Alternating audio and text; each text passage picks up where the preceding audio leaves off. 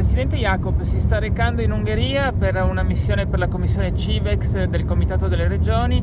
Si parlerà soprattutto di migrazioni e di confini, vero? Si parlerà delle misure che l'Ungheria ha messo in atto ai confini Schengen.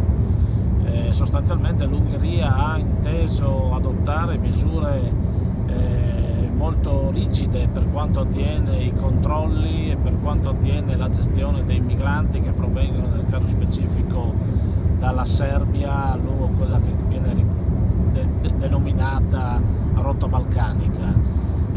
La missione intende verificare che nel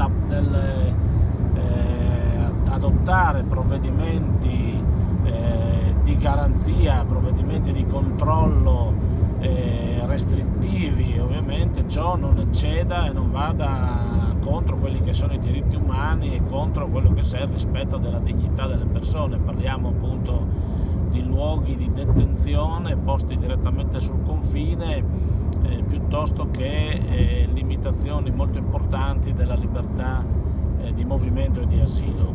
Ma la missione della commissione CIVEX, della commissione CIVEX, serve anche per valutare alcuni provvedimenti che ultimamente l'Ungheria ha adottato, il governo ungherese, la limitazione della circolazione degli studenti stranieri all'università ungheresi, e questo andrebbe contro il principio della circolazione appunto delle persone, soprattutto della cultura e dell'istruzione, e dall'altro lato comprendere anche meglio una sorta di questionario che sembra quasi un pre-referendum su quello che è il sentiment degli ungheresi verso l'Unione Europea, ciò letto però in una chiave negativa. Questo ovviamente da parte della Commissione verrà valutato attentamente, perché oggi è importante che l'Europa venga presentata nella sua corretta